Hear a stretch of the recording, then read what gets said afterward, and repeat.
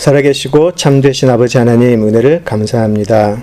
하나님께서 지으신 이 자연 속에 또 이 우주 속에 우리를 사랑하셔서 독생자를 내어주신 그 하나님의 은혜를 감사하며 찬양합니다. 오늘 말씀 속에 이제 예수님께서 공생애를 시작하시는 것을 배우려고 합니다. 예수님께서 이 땅에 오셔서 우리 사람들을 위해서 공생애를 시작하실 때에 어떠한 일이 있었는지, 어떻게 준비했는지, 그리고 예수님은 어떻게 우리를 인도하시는지 우리가 공부하는 가운데 감격이 있게 하시고 하나님께 대한 무한한 은혜, 찬양 있게 하여 주시옵소서. 감사드리며 예수님 이름으로 기도드립니다. 아멘. 예, 우리 지난주까지 우리 예수님의 탄생을 준비하는 사람들에 대해서 공부를 했었습니다. 그래서 예수님의 탄생을 준비했던 우리 동방 박사들, 목자들, 마리아, 또 시므온, 안나, 그리고 이제 세례 요한까지 우리가 이제 공부를 했는데요. 이제 오늘은 그 다음이에요. 이제 오늘 우리가 공부하게 될 내용은 예수님의 이제 세례 요한에서 이제 예수님의 공생애로 넘어가는 시점이기 때문에 사실 우리가 하나님의 긴 역사를 본다 그러면 구약의 약속이 이제 종결이 되고 새로운 약속이 시작되는 굉장히 중요한 시점에 있어요. 중요한 시점에 있기 때문에 과연 그 가장 중요했던 시점, 구약이 끝이 나고 신약이 시작되는 그 시점에 어떤 일이 있었는지 그게 신앙생활을 하는 우리들에게는 어떤 일이 우리에게도 동일하게 일어날 수 있을까, 그렇게 한번 생각을 해보면 좋을 것 같고요. 그 속에서 예수님은 어떻게 공생애를 시작하셨는지 한번 볼 수 있으면 좋겠습니다.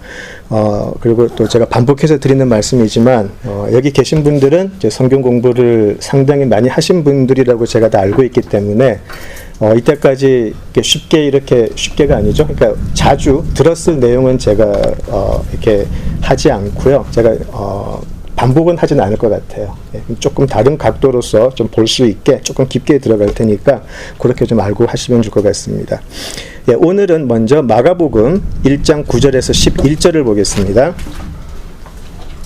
예, 공관복음 중에 오늘은 마가복음 1장 9절에서 11절로 한번 시작을 해보죠.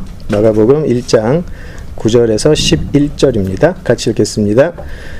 그때에 예수께서 갈릴리 나사렛으로부터 와서 요단강에서 요한에게 세례를 받으시고 곧 물에서 올라오실새 하늘이 갈라짐과 성령이 비둘기같이 자기에게 내려오심을 보시더니 하늘로부터 소리가 나기를 너는 내 사랑하는 아들이라 내가 너를 기뻐하노라 하시니라. 예. 세례 요한과 같이 지금 예수님께서 세례를 받으시는 이 장면은 공관복음에 공통적으로 기록이 되어 있어요. 굉장히 중요한 모습이기 때문에 공관복음이 이제 반복적으로 지금 이 부분을 설명을 하고 있어요. 지난주에 잠깐 말씀을 드렸지만 세례 요한은 자신의 한계를 분명히 알았던 사람이에요. 자신이 줄 수 있는 것은 물로 세례를 주는 것. 다시 말해서 메시아가 오기 전에 그 메시아가 나타나기 전에 우리가 정결하게 해야 될 것, 우리가 과연 회개해야 될 사람들이고 회개를 해야 할 것을 촉구하는 데까지밖에 갈 수가 없었어요. 그렇지만 세례 요한은 앞으로 오실 이는 성령과 불로 세례를 주게 될 것이다 라고 해서 세례 요한은 자기를 메시아라고 오해하는 사람들에게 나는 메시아가 아니다. 나는 그런 권세가 없고 앞으로 오실 분이 그런 권세로 너희들에게 전혀 새로운 세례를 주실 것이다. 그렇게 이야기를 했었죠. 그리고 성령으로 이제 세례를 주게 될 것이다 라고 했는데 성령으로 세례를 준다라는 의미는 굉장히 여러 가지 의미가 좀 복합적으로 이렇게 내포되어 있어요. 이것이 어떤 분들은 성령으로 세례를 준다 그러면 이거를 조금 약간 은사적으로 해석하는 분들이 계세요. 그래서 성령이 오시면 무조건 어떤 은사적인 반응이 일어나야 된다, 이제 그렇게 가르치시는 분들도 있는데 특별히 지금 세례 요한과 예수님의 이 기록 속에서는 그런 은사적인 것보다는 권세에 관한 의미가 더 커요. 권세. 그러니까 내가 어떤 권세를 가지고 있다면 그 권세를 내가 다른 사람들에게 주고 나눠줄 수 있겠지만 세례 요한은 자기는 그런 권세는 없다는 거죠. 성령의 권세가 무엇을 뜻하는가? 그것은 성령의 권세는 신적인 권세를 의미를 하고 있었어요. 그냥 내가 어떤 능력이 있다, 내가 뭐 이적을 일으킬 수 있는 힘이 있다, 그 정도의 권세가 아니고 거의 신적인 권세를 이야기를 했던 거죠. 그 신적인 권위가 내포되어 있는데 그 신적인 권위를 우리에게 세례를 통해서 베풀 수 있는 분은 하나님밖에 없죠. 신적인 권세와 권위를 가지고 그것으로 우리에게 주실 수 있는 분은 하나님밖에 없어요. 그래서 지금 세례 요한이 이야기하는 그 이야기 속에는 하나님이 우리를 찾아오신다라는 의미가 내포되어 있죠. 그래서 누가복음을 기억을 해보시면 천사가 나타나서 이름을 임마누엘이라고 지으라 그러죠. 근데 그것이 God with us라 그래서 하나님이 너희와 함께 하신다라고 굳이 이름을 지으라 그래요. 그게 여기에 포함되어 있는 내용이에요. 신적인 권세를 가지신 분은 바로 그 자신이기 때문에 하나님이 오신다. 너희들에게. 하나님이 오신다. 세례 요한은 그것을 알았고요. 이제 그런 분이 오신다라고 이야기를 하는 것이죠. 그래서 성령으로 세례를 준다라고 했었을 때는 단지 어떤 놀라운 일을 일으키는 분이 온다 이런 것이 아니고 이 메시아는 바로 하나님 자신이다라고 지금 이야기를 하고 있는 거예요. 자, 그래서 요한의 세례는 이제 임박하게 지금 다가오는 하나님의 나라를 준비하는 백성으로 준비시키는 그런 세례일 수는 있겠는데, 택하신 자들에게 성령을 주어서 그 사람들을 완전히 하나님의 자녀로 거듭나게 하는 권세는 없었어요. 오직 하나님만 하실 수가 있고 그 하나님의 인간의 몸으로 오신 예수만 그렇게 할 수 있다라는 거죠. 자, 그래서 이제 그 성령으로 세례를 받은 자들은 거듭나게 되는데, 그 거듭나는 그 생명들은 예수님이 이야기하시죠. 너 영원히 죽지 아니할 것이다. 영생을 약속을 하세요. 그죠? 자, 그런데 이제 그 예수가 오게 되는데, 지금 그 예수님께서 그 신적인 권세를 받으신 분이 신적인 권세가 없는 세례 요한에게 와서 이제 세례를 받게 돼요. 그죠? 그래서 마태복음을 보면 세례 요한이 막 말리는 장면이 나와요. 이러지 마시라고. 내가 어떻게 세례를 베풀 수 있겠습니까? 그런데 예수님은 이야기를 하죠. 이렇게 해야 우리가 하나님의 약속을 성취할 수 있는 거다. 나에게 달라 그러죠. 그렇게 해서 이제 세례 요한이 예수님께 이제 세례를 이제 이렇게 베풀게 되는데, 자, 그때 모습이 우리가 방금 읽었던 것처럼 세례를 받으실 때 모습이 재밌어요. 하늘이 열렸다 그래요.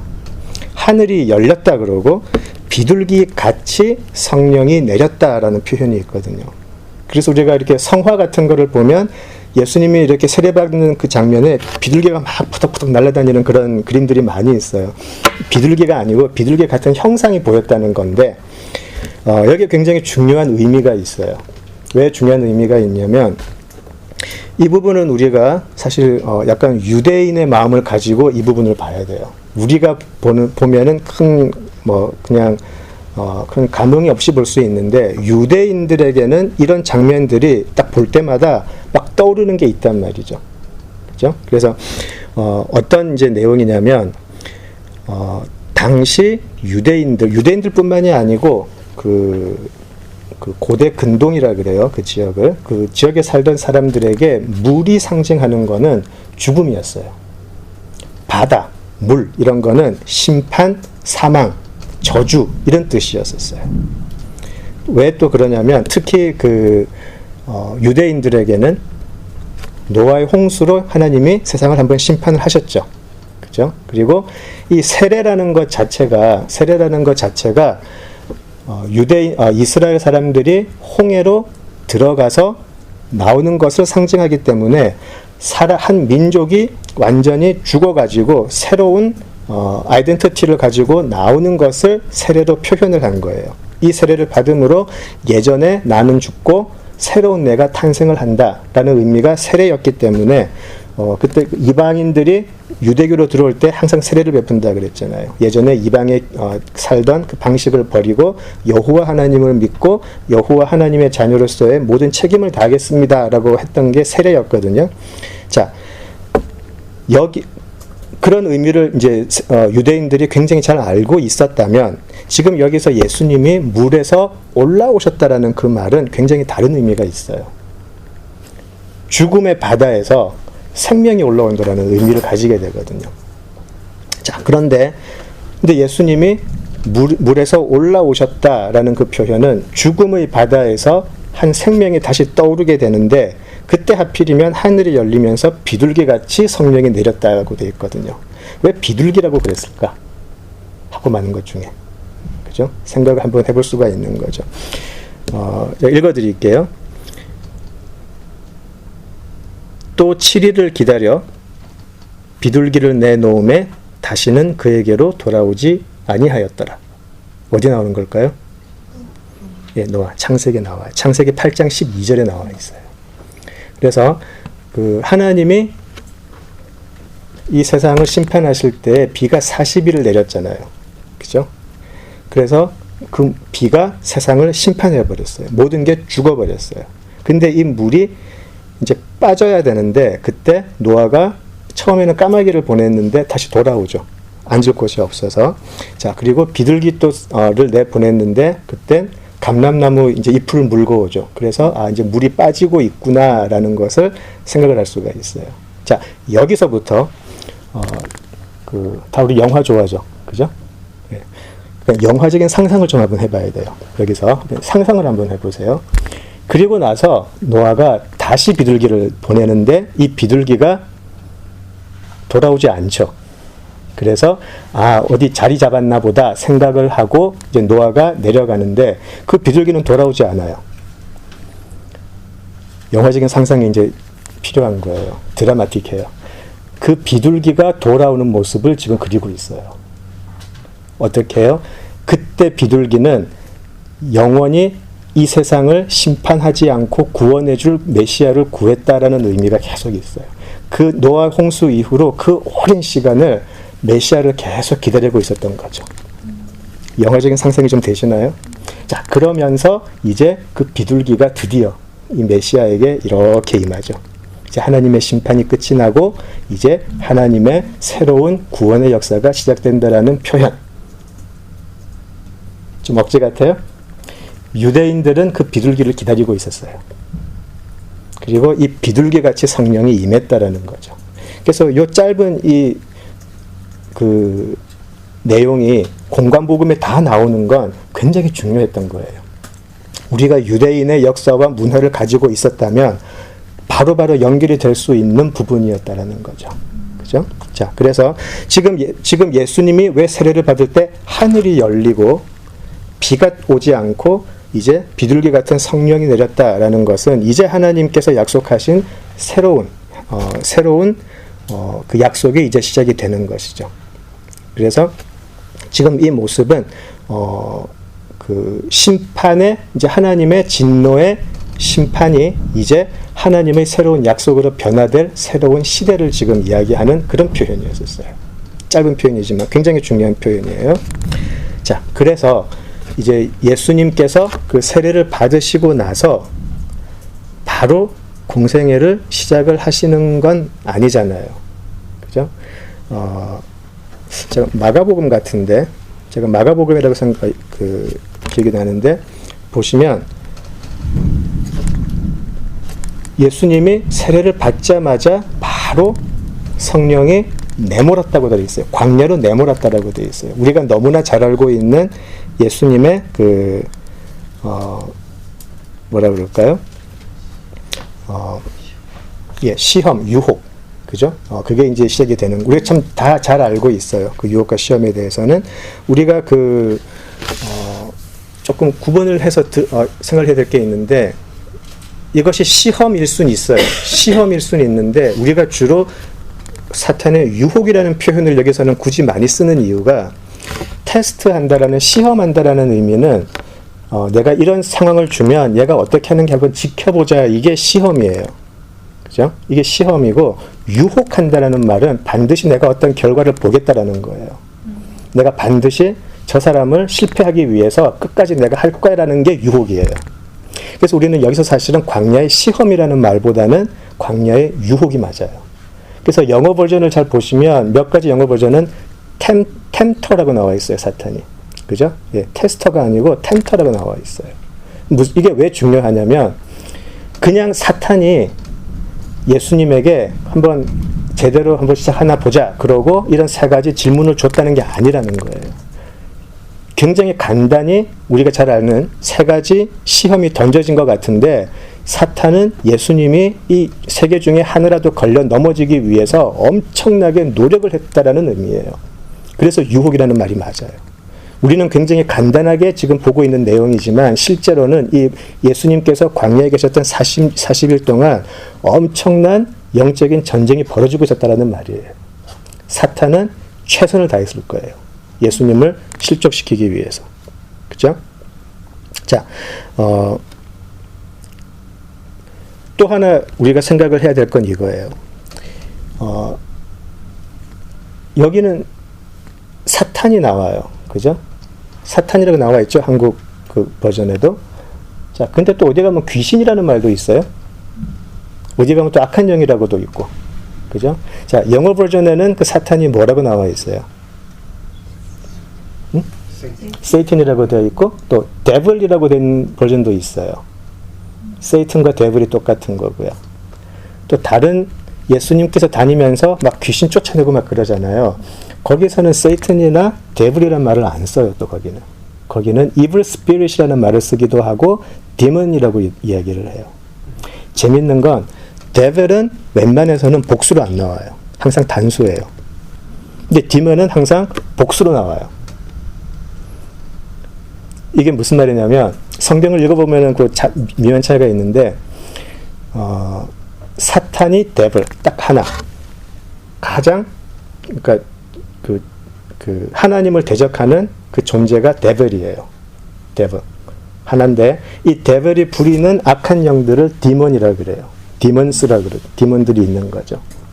자, 제가 왜 이거를 굳이 그럼 제가 이거 한번 말씀을 드려볼게요. 누가복음 10장 우리 17절에서 20절 한번 가볼게요. 여기 잘 나와 있어요. 누가복음 10장 17절에서 20절을 한번 보시면 같이 한번 읽어볼게요. 한번 단어들을 잘 보세요. 미묘한 차이가 있거든요. 누가복음 10장 17절에서 20절 같이 읽어보죠. 70인이 기뻐하며 돌아와 이르되 주여 주의 이름이면 귀신들도 우리에게 항복하더이다. 예수께서 이르시되 사탄이 하늘로부터 번개같이 떨어지는 것을 내가 보았노라. 내가 너희에게 뱀과 정갈을 밟으며 원수의 모든 능력을 제거할 권능을 주었으니 너희를 해칠 자가 결코 없으리라.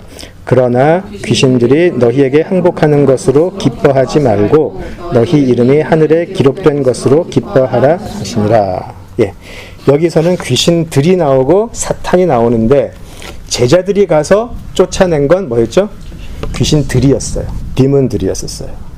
그런데 예수님이 이렇게 보시니까 하늘에서 떨어진 건 사탄이 떨어졌다고 되어 있잖아요. 그죠? 그래서 제자들은 예수님께서 주신 권세를 가지고 사탄이 부리는 우리의 삶 속에서 여러 가지 모양으로 우리를 힘들게 하는 귀신들을 쫓아내버린 거예요.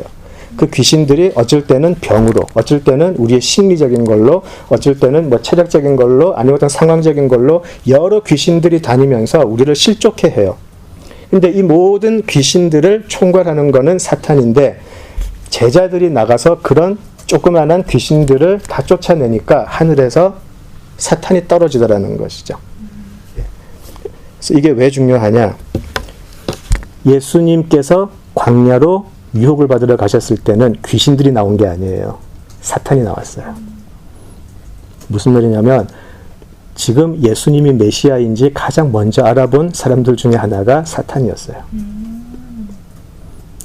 심지어 그 이스라엘 역사 동안 이스라엘을 하나님의 말씀으로 가르쳐왔던 종교 지도자들도 예수님을 알아보지 못했잖아요.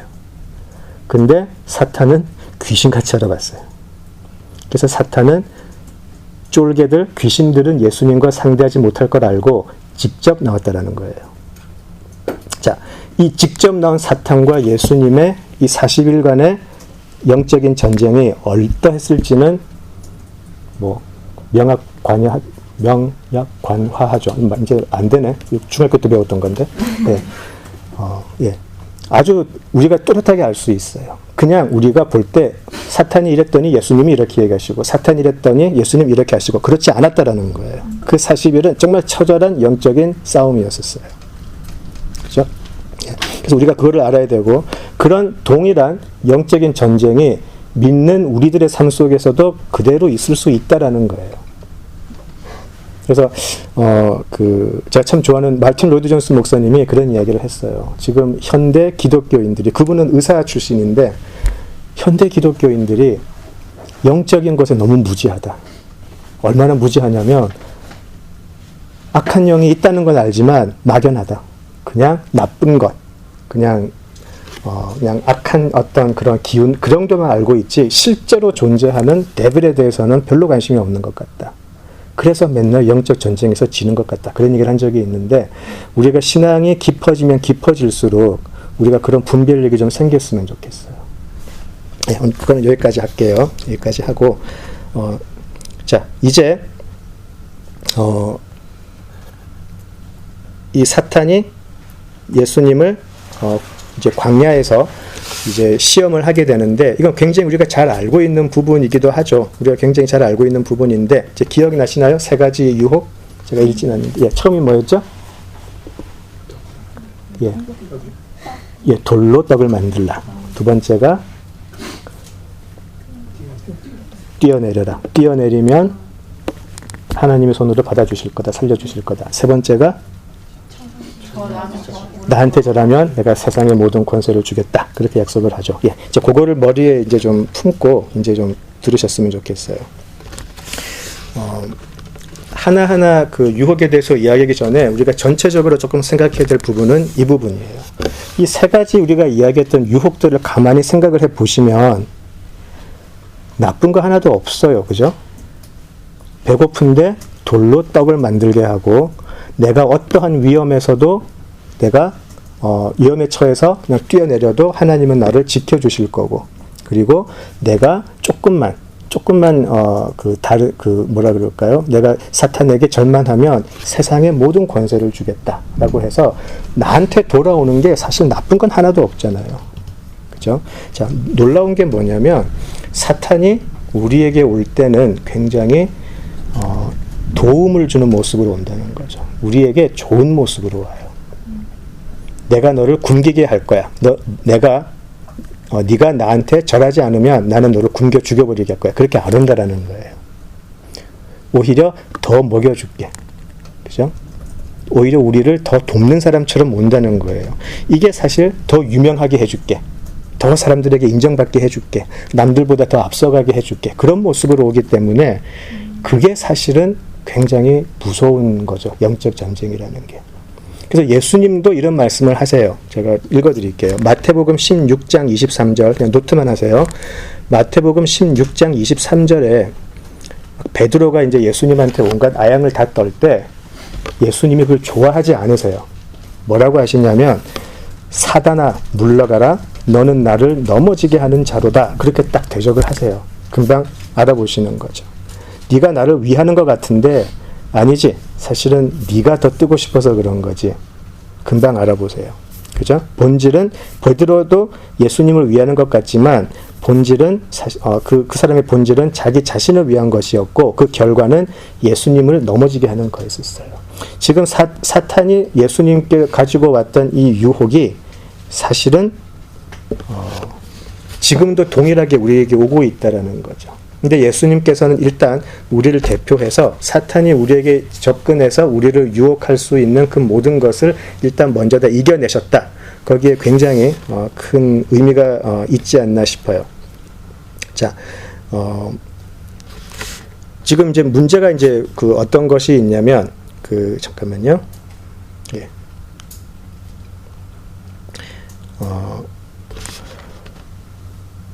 예수님께서 지금 세례를 받고 나서 그런 그 사단에게 그런 그 세 가지 유혹을 받게 되고 막 그렇게 할 때 그러면 왜 사탄은 예수님을 유혹을 해야 했을까? 왜 예수님은 가셔야 했을까? 좀 더 정확하게 말하면 왜 성령은 막 몰아버리셨을까? 예수님을 왜 그러셨을까? 자발적으로 갔다기보다는 끌려 나간 것처럼 돼 있어요. 광야로. 그래서 이 세 가지 지금 시험을 받은 거거든요.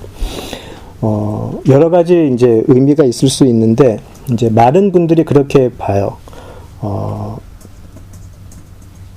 이스라엘이 실패했던 광야 40년의 그 죄악들, 이것을 말끔히 청소해내시는, 깨끗하게 하시는 의미를 지금 이 광야 40일로 보는 사람들이, 이게 이제 거의 대부분의 학자들이 동의하는 부분이에요. 그래서 40년간 이스라엘은 광야 생활에서 구원의 삶을 실패했지만 예수님께서 그들을 대신해서 풀어내셨다라는 거죠. 자, 그렇다면 우리가 지금 방금 이야기했던 지금 광야에서 주어진 이 세 가지의 유혹은 이스라엘 사람들이 출애굽 동안 그 가나안 광야에서 받았던 유혹들을 세 가지로 요약한 거예요, 사실은. 조금만 힘들면 물 내놔라고 하나님한테 막 대들었죠. 그죠? 조금만 편해지면 이방 족속들하고 올려가지고 온갖 음란한 짓 다 했어요. 그죠? 그 사람들은 하나님을 필요하면 찾다가 조금만 편해지면 하나님을 멀리하고 순종하지 않았고, 그것을 반복해서 결국 하나님의 진노를 사게 됐는데, 그 이스라엘의 실패를 예수님이 이제 광야 40일 동안 세 가지의 그 유혹을 유혹으로 다 이제 깨끗게 이제 정리하셨다. 이제 그런 의미가 있는 거죠. 자, 또 하나는 그러면 왜 광야에서 40일을 보내셨을까라는 생각도 하게 돼요. 30일도 아니고 20일도 아니고, 그죠? 이것도 좀 이상해요. 넉 달도 아니고 왜 40일일까라는 생각도 하게 되잖아요. 그죠? 자, 이것도 유대인이라면 사실은 금방 알 수 있는 의미가 있어요. 뭐였냐면 예전에 우리 성경의 숲 할 때 제가 수신학에 대해서 잠깐 이야기한 적이 있었는데, 그 성경에 나오는 숫자에 관한 의미가 있는데, 이게 40이라는 숫자가 이런 의미가 있어요. 그러니까 유대 사람들은 다 알았던 거예요. 그러니까 예를 들어서 우리 잘 알고 있죠. 뭐 7은 완전수고, 그죠? 뭐 6은 마귀의 수고, 미혹의 수, 이런 게 있었는데, 이 40에 관한 40이라는 숫자에 연결된 거는 항상 심판, 고난, 죽음, 그런데 또 재밌는 게 새로운 출발, 이런 것들이 40의 숫자에 있었어요. 그러니까 홍수도 40일이 있었고, 엘리야도 누구죠? 바알 제사장들을 죽이고 나서 40일 동안 빗속을 뛰어가죠. 그죠? 또 뭐가 있나? 모세도 도망가서 40년 동안 광야에서 양을 치고요. 그죠? 40일이라는 거는 항상 어떤 의미가 있냐면, 성경에서는 40이라는 숫자가 나오면 항상 한 세대가 끝이 나고 새로운 세대가 시작한다는 의미가 항상 들어있어요. 40이라는 숫자에. 그래서 이스라엘도 40년이라는 세월을 광야에서 헤매게 된 거고요. 지금 예수님께서 이 40일 동안 광야에서 유혹을, 이 죽음과도 같은 유혹을 받고 이것을 이김으로 해서 이제 이스라엘에게 내렸던 저주가 이제 풀리고 새로운 약속이 이제 시작이 된다라는 새로운 출발의 의미도 있어요. 그래서 거기에 40이라는 의미가 이렇게 들어가게 되는 거죠. 그래서 우리가 생각하는 그런 광야의 모습, 하필이면 40일, 왜 40일일까? 왜 귀신들이 아니고 마귀가 직접 와서 예수님을 유혹을 했을까? 왜 하고 많은 유혹 중에 그 세 가지였을까? 그런 게 이제 해석이 될 수 있는 거죠. 그렇게 해석이 될 수 있는 거예요. 자, 어쨌든 사탄의 입장에서는 지금 딱 한 가지 목적이에요. 하나님의 계획을 꺾어버리는 거죠. 그죠? 그래서 뭐죠? 하나님의 아들이 아니라는 증명을 만들어냈었어야 돼요. 하나님의 아들한테 너는 하나님의 아들이 아니야라는 그것을 도출해내야 됐기 때문에 처절한 거죠. 그죠? 자, 이제 예수님께서 이런 사탄의 유혹을 이제 다 이겨내시고 이제 뭐죠? 우리가 사탄으로 받아서 실족할 수 있는 유혹을 이겼다라는 그런 의미가 이제 주어졌어요. 이스라엘뿐만이 아니고 이제 예수님을 믿는 모든 사람에게도 예수님의 광야에서 그 유혹의 승리가 우리에게도 동일하게 적용이 된다라는 거죠. 자, 그래서 우리가 알아야 될 거는 그거라고 생각이 돼요. 아까 세례 요한이 성령으로 세례를 준다라는 것은 신적인 권위를 가지신 분이 오실 것이다라는 의미라고 그랬잖아요. 신적 권세예요. 자, 신적 권세인데 그것이 우리에게 주어진다라고 한다면 우리도 예수님의 이름으로 사탄의 유혹이나 악한 영들의 뭐라 그럴까요? 그런 일들을 충분히 이길 수 있다라는 말이 되는데, 그게 누가복음에 잘 나와 있었어요. 70명 제자들을 2명씩 짝지워가지고 온 세상에 보냈더니 예수의 이름으로 다 이겨냈어요. 그래서 귀신들이 막 쫓아갔어요. 그런데 또 어떤 날은 보면 죽쓰고 돌아오는 날도 있어요. 그래서 예수님이 기도하고 오시니까 막 달려가서 막 병든 사람이 있어서 고치려고 했는데 도저히 안 되던데요 막 하니까 예수님이 굉장히 열받아 하시죠. 아, 믿음이 작은 인간들아 하면서 막 그렇게 하시고, 그러니까 믿음을 이야기를 하시고, 또 우리는 왜 그러고 이제 예수님이 다 고쳐주시고 이제 제자들이 물어보죠. 예수님은 고쳤는데 우리는 왜 못 고쳤습니까? 물어보죠. 그때 예수님의 대답은 이거였어요.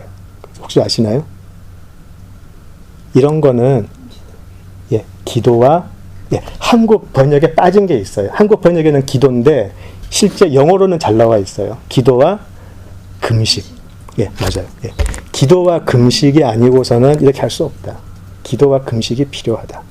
자, 그 금식이 빠져 있는 바람에 사람들이 지금 광야에서 예수님과 연결을 못 시켜요.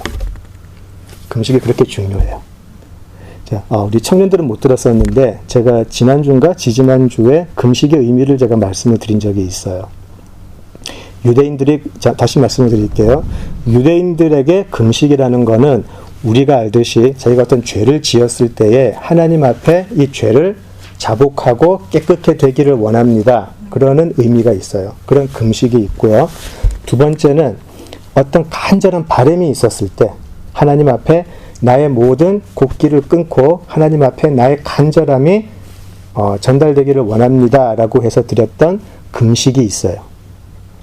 세 번째가 사실 잘 많이 모르는 부분인데, 세 번째 금식은 특별히 누가복음의 그 선지자 안나가 했을 그럴 금식이에요. 어떤 거냐면, 나는 너무 하나님을 믿고 싶고 하나님을 순종하고 싶고 하나님의 약속을 의지하고 살고 싶은데 나의 연약함을 너무나 잘 알고 있는 이 악한 영들이 나로 하여금 계속해서 실족해 하게 하는 거기에 대한 분노의 표현이에요.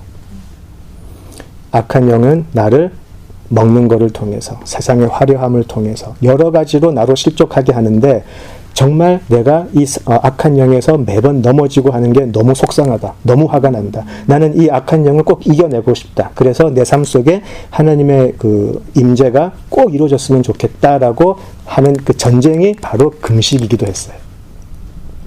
그래서 예수님께서 오셔서 우리에게 권세를 주셨는데 왜 우리는 예수님의 권세를 그대로 사용하지 못하나, 악한 영을 이기지 못하나? 믿음이 없어서라고 분명히 예수님이 그러셨어요. 우리가 기도도 부족했고 그런 어떤 금식도 없었고, 그러니까 어떤 형식적인 금식을 말하는 게 아니에요. 그 금식의 본질을 가지고 하나님 앞에 매달리는 그런 게 없었기 때문에 예수님이 그래서 너희들은 하지 못했던 것이다 라고 이야기를 하시죠. 그래서 사도행전에 가면 그런 비슷한 내용이 있어요. 사도행전을 가시면 어떤 게 있냐면, 제가 그냥 이야기를 해드릴게요. 사도행전 19장 16절부터 이렇게 보시면, 사도행전 19장 16절부터 이렇게 보시면, 사도 바울이 그 에베소라는 곳에 이제 전도 여행을 가요. 전도 여행을 가서 막 축사도 하고 막 고치고 막 그렇게 하는데, 되게 신기하잖아요. 막 사람을 고치고 막 귀신이 나가고 막 그러니까 사도 바울이 굉장히 이제 능력 있게 보였던 거죠. 그러니까 이제 거기에 있던 유대인들이 따라다니면서 보다가 그 흉내를 내요. 가만 보니까 바울이 그냥 하는 게 아니고 내가 예수의 이름으로 명하노니 막 쫓아내는 거, 그거를 딱 캐치를 한 거야. 그래서 우리도 저 예수의 이름으로 쫓아내면 귀신이 쫓아나가겠지. 그렇게 지들도 흉내를 낸 거예요. 심지어 누구까지 그랬냐면 제사장의 아들들까지 그 흉내를 냈다라고 나와 있어요. 자, 문제가 생겼어요. 바울은 그렇게 해서 능력이 나타났는데 여기 이렇게 돼 있어요. 그 제사장 그 아들들이 똑같이 예수의 이름으로 했더니 악귀가 예수 이름을 들어서 듣고 쫓아 도망 나간 게 아니고 악귀가 이렇게 말대답을 해요. 읽어드릴게요. 내가 예수도 알고 바울도 알거니와 너희는 누구냐? 그렇게 물어봐요. 내가 바울도 알고 예수도 아는데 너는 누구냐라고 이야기하는 거죠. 그리고 나서 악귀 들린 사람이 그들에게 뛰어올라 눌러 이기니 그들이 상하여 벗은 몸으로 그 집에서 도망하는지라 이렇게 나와 있어요. 예수의 이름으로 악귀를 쫓아내려고 했던 사람이 오히려 조롱을 받고 홀딱 벗고 도망가 버리는 거예요.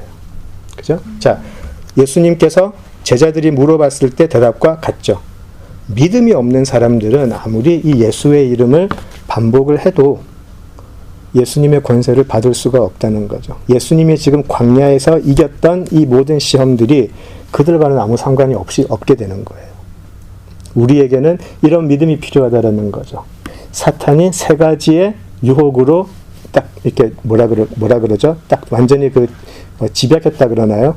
우리 인간이 겪을 수 있는 가장 큰 그 유혹들, 그 세 가지를 이기심은 우리에게 참된 믿음이 있을 때, 악한 영도 보고 저 사람에게는 예수의 영이 있기 때문에 저 사람이 예수의 이름으로 기도하고 금식하면 우리가 저 사람 건드릴 수 없어. 그러고 나간다라는 거죠. 근데 예수의 영이 없는 사람이 아무리 예수를 이야기해도 악한 영은 그냥 쑥 들어갈 수 있다라는 거예요. 그 사람을 실족시킬 수 있다라는 거예요. 어떻게 해야죠? 우리에게는 계속해서 참된 믿음을 가지기 위해서 참된 기도가 필요하고 금식과도 같은 하나님께 대한 간절함의 그 소망이 있어야 된다는 거죠. 금식은 사실 고통이에요. 금식 한번 많이 해보셨어요? 자, 신앙생활 속에서 제일 못하는 게 금식이거든요. 예. 저는 아침하고 점심 사이에는 금식을 해요. 예. 근데 힘들어요. 정말 힘들죠. 근데 그게 예전에 유대인들에게는 영적인 싸움이었어요. 굉장히 중요한 의미를 가져요. 자, 그래서 그렇게 하고요. 자, 이제 첫 번째 유혹을 간단하게 한번 생각을 해볼게요. 첫 번째 유혹을 이제 우리가 읽은 그 4장 마태복음 4장 3절을 보면 시험하는 자가 예수께 나와서 이르되 내가 만일 하나님의 아들이여든 명하여 이 돌들로 떡덩이가 되게 하라 이렇게 되어 있어요. 마태복음 4장 3절에 보면 그죠? 먹는 것의 싸움이에요. 어떤 분은 이것을 떡의 전쟁이라고도 불렀어요. 그죠? 돌을 떡으로 만든다. 이런 이적은 충분히 예수님으로 하여금 당장의 배고픔을 채울 수 있었고요. 또 본인의 배고픔도 채우지만 또 한편으로는 능력도 과시할 수가 있죠. 돌을 떡으로 만든다라는 것은 완전히 본질이 변해버리는 거잖아요. 이 본질을 변하게 할 수 있다라는 것은 엄청난 능력이죠. 그죠? 그래서 실제로 이런 일이 만약에 예수님이 했다 그러면 엄청나게 사람들이 몰려들었을 거예요. 실제로 그런 일이 있었죠. 오병이어 사건이 있었죠. 실제로 예수님이 오병이어를 가지고 5,000명 이상 되는 사람들을 먹였을 때 사람들이 놀란 정도가 아니고 그 다음날 아침 봤더니 사람들이 다시 몰려와 있었어요. 또 달라고. 그죠? 자, 그런데 이런 이적이 돌을 떡으로 만들게 하는 이적을 예수님이 하셨음에도 불구하고 이 사람들은 막상 예수님이 너희는 이 음식이 아니고 내 피와 살을 먹어야 너희들은 영생을 가질 수 있다라고 하니까 다 돌아가 버려요. 자신들이 바랬던 떡이 아니었던 거죠. 그러니까 사실 이 사탄의 이 첫 번째 유혹은 사실은 오히려 우리 신앙이 얼마나 헛된 것인가를 사실은 보여주는 역할이에요. 예수님은 그걸 알았어요. 아무리 내가 돌을 떡으로 만들어 봐야 사람들이 그거 보고 신기하게 여길지언정 이걸로 사람들을 하나님의 자녀로 거듭나게 할 수 없다는 것은 예수님이 너무 잘 아셨어요. 그 사역 속에서도 우리가 오병이어 이적을 통해서도 알게 되어 있었고요. 자, 사탄은 무엇을 노렸을까요? 이 첫 번째 유혹을 통해서 사탄이 노렸던 건 이거죠. 분명히 우리는 영적으로 거듭나는 하나님의 사람으로 거듭나야 되는데 사탄이 노렸던 건 이거예요. 우리의 신앙을 영적인 것에서 육적인 것으로 그냥 끌어내버리는 거죠. 그걸로 만들고 싶어 했어요.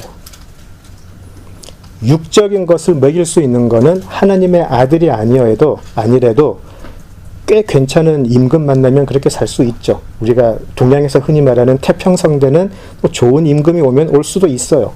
한시적인 거지만. 근데 사탄은 지금 하나님의 아들이 할 수 있는 일을 육의 자리로 그냥 끌어내리고 싶었었던 것이죠. 그죠? 그래서 그리스도인이 되고 나면 우리는 사실은 영적인 어떤 전쟁에 노출이 되는 건데 잊어버리게 돼요.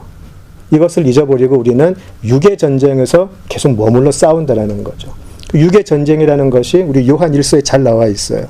육신의 안목. 육신의 안목? 맞나? 육신의 정욕이죠. 예. 제가 이렇게 말이 한 번씩 헷갈릴 때가 있어요. 예. 육신의 정욕, 안목의 정욕. 전부 다 육신적인 싸움이에요. 떡의 전쟁인 거죠. 사탄은 우리의 신앙을 그렇게 만들어버리고 싶어요. 그죠? 그래서 예수님은 그렇게 말하지 않죠. 아니, 그리스도인들은 그걸로 싸우지 않아. 오직 하나님의 말씀으로 사는 사람들이 그리스도인들이야. 그렇게 이야기를 하는 것이죠.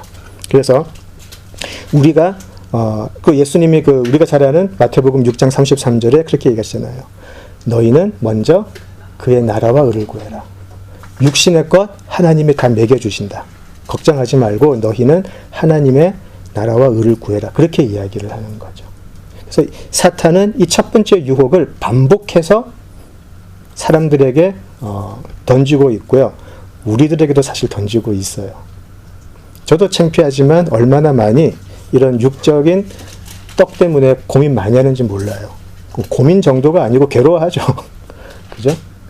근데 지금 예수님께서 이기신 싸움은 그게 아니라는 거예요. 사람이 그걸로 만족할 수도 없을 뿐더러 그리스도인들은 그걸로 사는 게 아니야. 하나님의 말씀으로 사는 사람들이야. 하나님의 말씀으로 산다는 것은 뭐죠? 하나님의 나라와 의를 구하는 자. 그리고 그 다음 것은 하나님께서 해 주실 거기 때문에, 육적인 것은 채워 주실 것이기 때문에 걱정하지 않는 사람들이라는 거죠. 그렇죠? 그래서 우리도 뭐라 그럴까요? 우리 그 신앙을 항상 점검을 할 때 내가 지금 영적인 삶을 살고 있는 건지 육적인 삶을 살고 있는지를 항상 점검해야 돼요. 이 유혹은 너무나 강한 유혹이기 때문에 그래요. 그죠? 이스라엘 사람들도 홍해가 갈라져서 완전히 새로 태어나는 경험을 한 사람들이 제일 처음에 했던 불평이 뭔지 기억나시나요? 죽음의 물을 통과해서 살아난 사람들인데 당장 마실 물이 없었다고 하나님을 원망을 해요. 굉장히 비교되죠. 죽음의 물을 통과했던 사람들이 지금 목마르다고 하나님을 원망을 해요. 그게 인간이라는 거죠. 자, 그것을 지금 예수님께서는 이겨내셨다라는 거죠. 자, 이제 두 번째를 보시면, 제가 여기 운전하고 오면서 이제 시인엄마하고 이야기를 한 게 있는데, 제가 지난주에 성경 공부할 때 좀 컴퓨터가 갑자기 이상해졌다 그랬잖아요. 그래서 제가 딴 거 들고 왔거든요.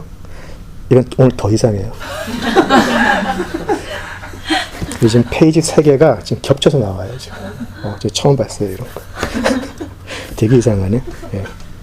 예, 그래서 제가 좀 말을 하다가 좀 두서가 없으면 좀 이해를 해주세요. 제가 지금 여기 지금 3개가 이렇게 막 짝이 까듯이 뭐 겹쳐서 지금 처음이에요. 예. 예. 두 번째로 한번 가볼게요. 자,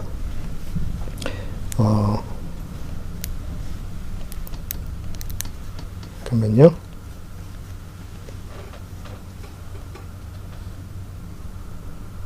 예.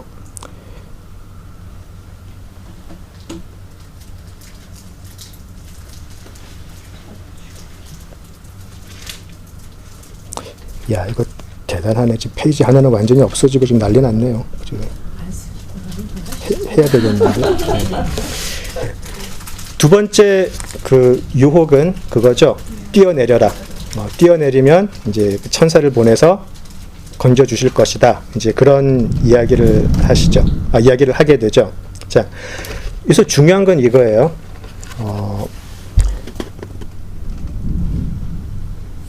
피조물이 창조주를 시험하는 자리로 지금 이끌어가고 있는 거예요. 피조물이 창조주를 지금 시험을 해야 돼요. 근데 그것도 말씀을 통해서. 창조주가 이렇게 했으니까 피조물한테 한번 테스트 해봐, 이거죠. 그죠? 근데 이게 사람이 선악과를 먹었을 때 하고 하와가 되게 흡사하지 않아요? 하나님이 진짜 그 소리 하시되? 안 그럴걸? 유혹을 하는 거죠. 그죠? 피조물이 창조주를 의심하고 테스트하는 자리로 이끌고 가고 있어요. 우리도 사실 살면서 순간순간 그런 얘기 하잖아요. 하나님 진짜 살아계실까? 살아계시면 나한테 이렇게 할 수 있나? 그런 얘기 할 수 있어요. 인간이니까 할 수는 있는데 그런 건 굉장히 좀 귀여운 거고 한번 하나님의 능력을 내 욕심을 위해서 쓰고 싶을 때가 있다는 거예요. 특히 누구에게? 종교 지도자들에게 그런 게 많아요. 종교 지도자들이 자기들이 가진 어떤 권위를 가지고 그 교인들이나 다른 사람들을 함부로 할 수가 있다라는 거죠. 그리고 꼭 교육자들이 아니더라도 일반 우리들도 충분히 그럴 수 있어요. 하나님께서 주신 은혜를 내 욕심으로 계속 바꿔가는 거예요. 그것도 말씀을 가지고. 왜 그럴까요? 여기서 예수님이 이야기하시는 건 이거죠. 너 말씀을 오해했다. 너 말씀을 제대로 알지 못하면서 말씀 가지고 나를 시험한다. 그렇게 되어 있어요. 굉장히 많은 경우에 우리가 성경을 제대로 알지 못한 상태에서 이것이 내가 아는 것이 옳다라고 고집부리면서 믿는 경우가 참 많이 있어요, 실제로. 이제 이런, 제가 예전에 광화문에 한번 갔는데, 이제 지나가는데 어떤 분들이 막 요한계시록 해가지고 막 써놨더라고요. 그분이 하시는 말씀들은 이거예요. 마지막 날에 하나님이 이제 한국 민족을 이제 딱 예비를 하셔서 한국 민족을 통해서 전 세계를 구원하실 거다. 그래가지고 막 요한계시록의 구절을 이게 한국 민족을 뜻하는 거라고 막 해놓으셨더라고요. 그래서 좀 제대로 공부하셨으면 참 좋을 텐데 나중에 하나님의 택함 받는 사람들 중에 한국 사람들 분명히 있겠죠. 근데 이란 사람도 있을 거고요. 그죠? 뭐 북유럽 사람들도 있을 거고 다 있을 거예요. 근데 그거를 억지로 끌여 맞춰가지고 그것이 마치 우리가 다 해야 되는 것처럼 오해를 하고 있고 그것이 극단으로 가더라는 거죠. 그래서 항상 그 성경을 공부할 때 문맥을 강조하는 이유가 그래서 그래요. 문맥 속에서 보게 되면 굉장히 쉽게 알 수 있는 부분인데 자꾸 우리가 요절만 따지다 보니까 뒤틀어서 공부할 때가 얼마나 많은지 몰라요. 우리가 분별력이 사라져 버리게 되는 거죠. 그래서 사실 저도 이제 장로라고 이렇게 성경 공부 인도를 하는 그 기회가 많이 있는데 항상 부담되는 부분이 바로 이 부분이에요. 그래서 저하고 성경 공부 오래 하신 분들한테는 제가 항상 부탁하는 게 있거든요. 우리 권사님이 잘 아세요. 헛소리 한다 생각하시면 바로 저 떠나세요. 진짜예요. 진짜 그죠? 예, 저 항상 그 말씀 드려요. 조금이라도 제가 헛소리 한다 싶으면은 바로 떠나가 주시는 게 권사님도 좋고 저한테도 좋다고. 그래야 제가 정신 차릴 수 있기 때문에. 성경 공부라는 게 가벼운 게 아니에요, 사실은. 우리를 창조하시고 우리를 구원하신 절대자를 공부하는 게 성경 공부인데 이걸 어떻게 우리가 가볍게 이야기할 수 있죠? 굉장히 무서운 거예요, 사실은. 그래서 우리가 성경 공부를 하고 또 어떤 분들 설교를 할 때 뭐 인간은 가려주시고 뭐 그런 말씀, 저의 혀를 붙잡아주고 이게 사실은 보통 기도가 아니에요. 까딱 잘못하면 우리로 하여금 하나님 말씀을 오해해가지고 사탄의 유혹에 빠질 수 있게 만들 수 있는 거기 때문에 이 말씀을 공부하고 하는 거는 정말 가볍게 해서는 안 돼요. 정말 진지하게 하셔야 돼요. 이게 뭐 어떤 사람들은 목숨을 걸고 성경 공부한다 그러는데 정말 그 의미가 맞아요. 말씀은 우리를 영적으로 죽이고 살릴 수 있는 권세가 있기 때문에 정말 조심하셔야 돼요. 그래서 여러분들이 성경 공부를 하면서 성장을 하면서 늘 기도해야 될 거는 이거죠. 하나님, 저에게 분별할 수 있는 능력을 주세요. 아닌 것은 쳐내고 진짜인 것은 제가 힘들더라도 받아들일 수 있게 그 분별력이 정말 필요해요. 사도 바울도 로마서를 통해서 그 이야기를 하죠. 분별해라라고 나와 있어요. 분명히 분별을 해야 돼요. 그냥 지식만 많이 쌓여가지고 뭐 툭 치고 뭐 마태복음 2장 20절은 그러면 두두둑 외우고 이런 것들이 아니고 이것을 우리가 성경에서는 말씀을 먹는다고 그래요. 말씀을 듣고 말씀을 먹는다는 표현을 써요. 우리 구약의 선지자들을 봐도 하나님의 말씀 같은 거를 먹이는 그 장면들이 나와요. 우리 성경은 말씀을 듣고 이해하는 데서 그치면 그냥 종교일 뿐이고요. 하나님의 말씀을 먹어서 우리 삶으로 나오게 되는 게 말씀의 능력이에요. 그래서 항상 그것이 중요하고요. 지금 예수님께서는 그 말씀을 비틀어서 이야기하는 사탄에게 바로 대적을 하시는 거죠. 그게 하나님 말씀이 아니야. 그리고 피조물로 하나님의 말씀으로 피조물이 하나님을 대적하게 한다. 이거는 이런 신성모독도 이런 신성모독이 없죠. 이것은 하나님에 대한 반역이에요. 그죠? 자, 이제 세 번째 유혹으로 가볼게요. 세 번째 유혹은 이렇게 이야기하는 거죠. 만일 나에게 엎드려 경배하면 이 모든 것을 너에게 주리라. 그죠? 자, 근데 나에게 엎드려 경배하면 이 모든 것을 너에게 주리라. 사탄 이런 권세가 있을까요? 없을까요? 없어요? 있나? 육적인 것은 있을까? 어떻게 생각하세요?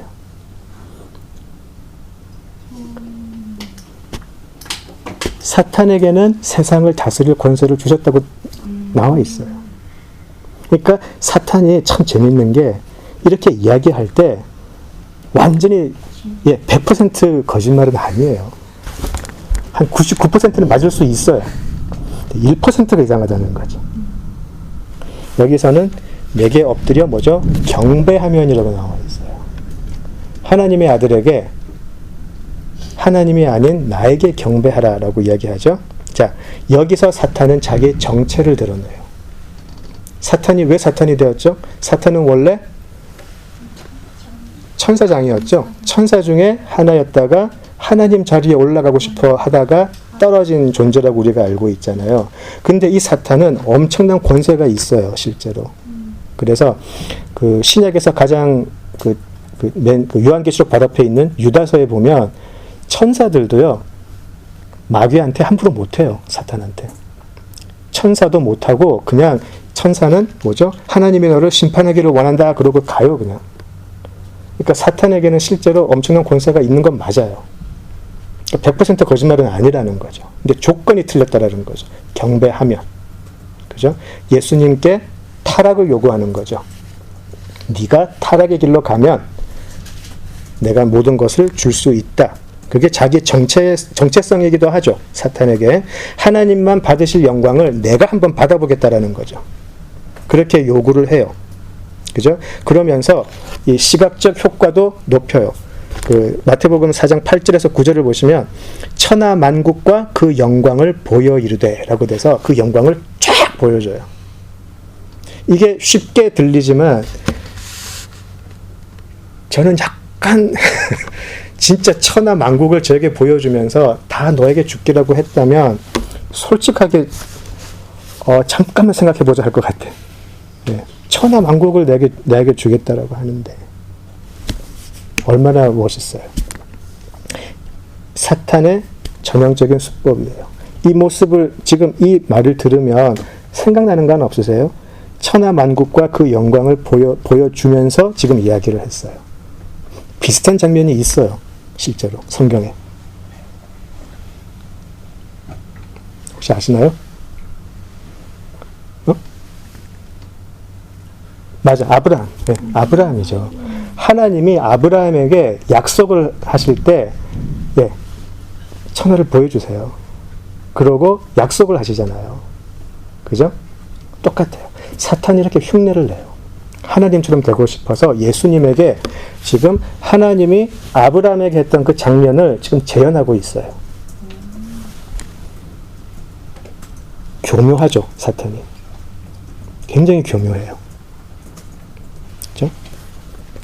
사탄이 이렇게 수시로 우리에게 다가와서 우리를 지금 유혹을 하고 있어요. 우리에게도. 내가 우리 지금 자매님이 굉장히 원하는 그 모든 것이 이루어질 수 있는 그 길을 가르쳐 줄게요. 그러면서 근데 그거를 하나님의 말씀을 들고 와서 술술술 이야기하면서 이러면 걱정 없이 하나님께서 큰 영광 주실 거예요. 막 이렇게 할 수 있어요. 넘어갈 수 있다니까요. 그렇게 해서 흥하는 교회 엄청 많아요, 실제로.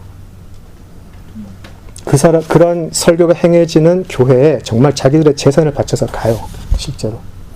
내가 딴 것도 아니고 하나님께서 약속하신다는데 이거 왜 거기 안 속아 넘어가겠어요? 역시 분별이 필요한 거예요. 역시 분별이 필요한 거죠.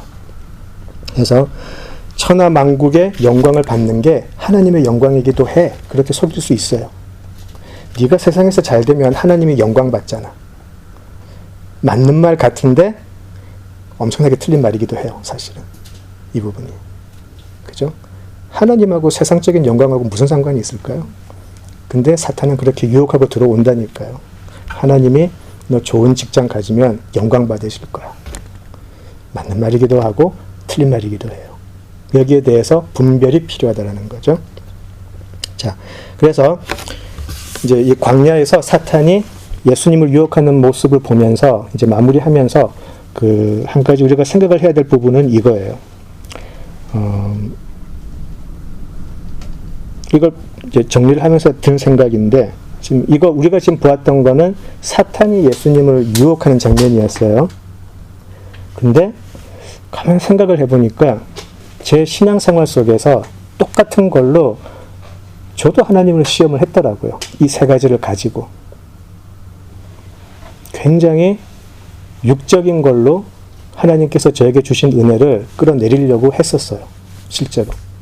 그러고 제가 걱정이 없게 하기 위해서 하나님의 능력을 보여달라고 엄청난 많은 요구를 실제로 했었어요. 지금도 하고 있고.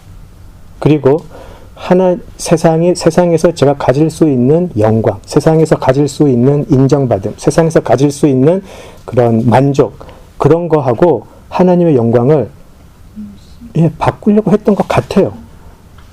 저도 하나님을 계속 시험하고 있었네, 그 생각이 들더라고요.